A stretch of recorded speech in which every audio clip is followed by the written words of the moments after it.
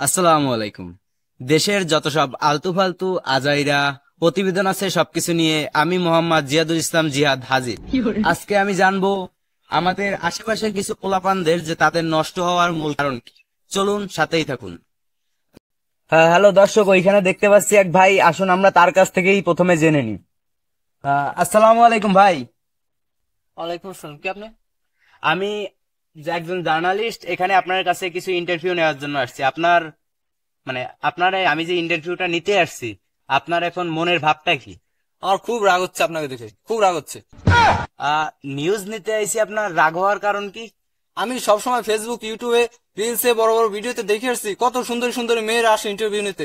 আমার বেলায় এই ধরনের ছেলেরা আসে, আর কোনো সময় মেয়েরা আসে না কখনো। খবর এতটাই খারাপ আমার।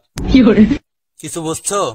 দেশের এখন যে হাল হয়েছে, কিছুদিন পরে মনে করেন ছেলে রিপোর্টারই থাকবে না। ছেলে রিপোর্টার মানেই একটা দণ্ডনীয় অপরাধ, এমন একটা অবস্থা চলে যাচ্ছে।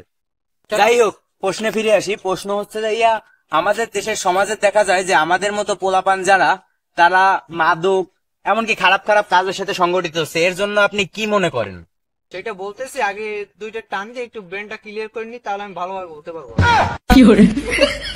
বুঝতে পারছি, আপনার কাছে আমি যে রোগের জন্য আইছি আপনি নিজেই সেই রোগের ভুক্তভোগী। আচ্ছা, আপনি থাকেন, আমরা চলে যাই।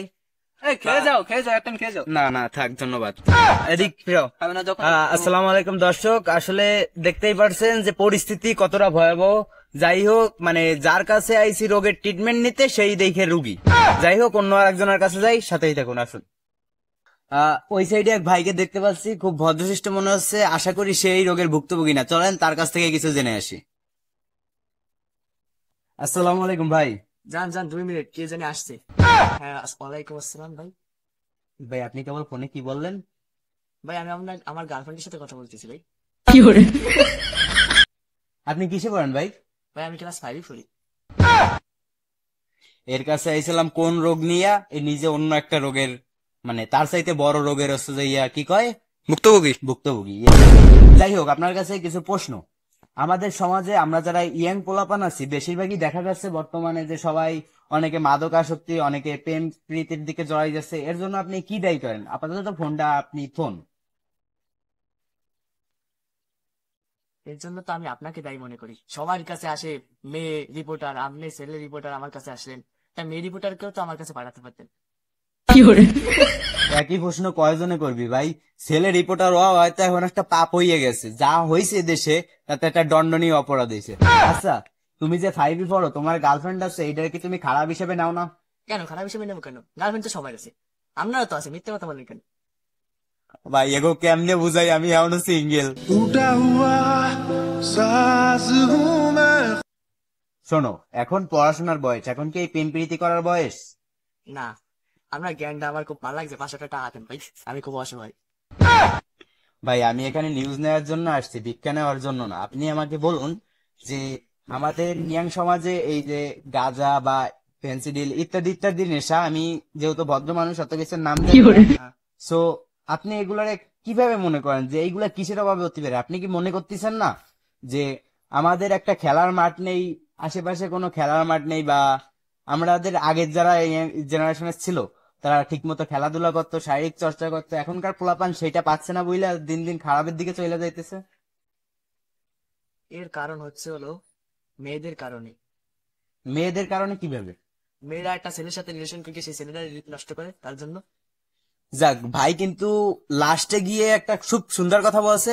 লাস্টে গিয়ে বিষয়টা আমাদের বুঝতে সুবিধা হয়েছে। হ্যাঁ, এটাও সত্যি যে বর্তমান জেনারেশনের পোলাপান বাপ্পারা যে ছবি দেখছে তো পুরনো, দেখে ওই যা হয়েছে আর কি, যে ছ্যাঁকা খাবে, গাঁজা খাবে, ছ্যাঁকার দিন শেষ, গাজার বাংলাদেশ, এরকম একটা বিষয় হয়েছে। যাই হোক ভাই, সুন্দর কথা বলছেন।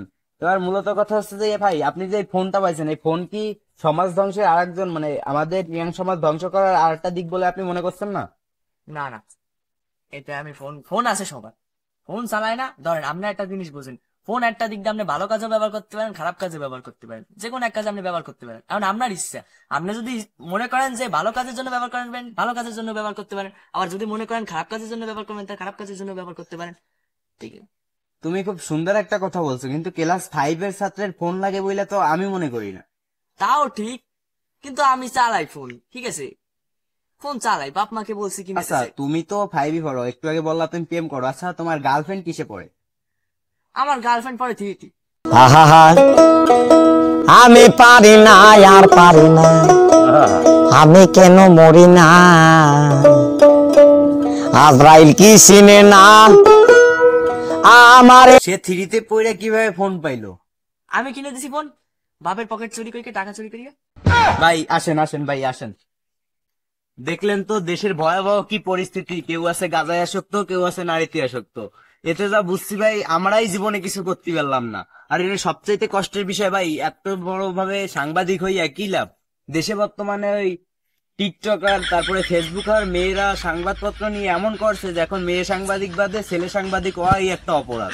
যাই হোক, ভুল জায়গায় চলে আইছি, তবুও এরকম আজাইরা আলতু ফালতু নতুন নতুন নিউজ নিয়ে আসবো। আপনারা সবাই সাথে থাকবেন, ধন্যবাদ।